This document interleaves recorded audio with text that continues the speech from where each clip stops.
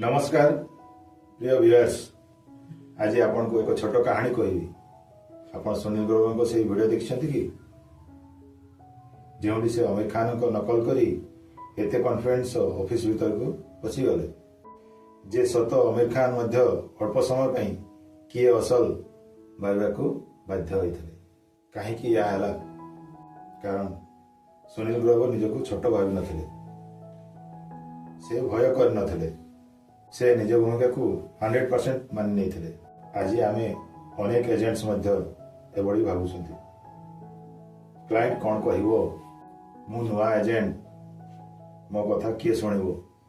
Client प्रथमे policy नह आपण कॉन्फिडेंस को देखे।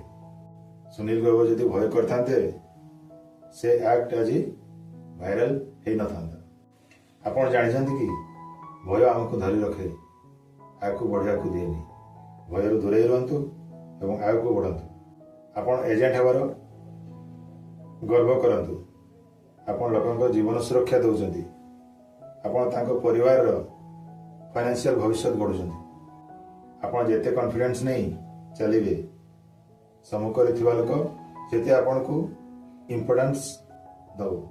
सुनील ग्रोवर जेमती निज रोल को मानि नहीं थिले, सेमिति आपण निज एजेंट रोल को मानि नियंतु।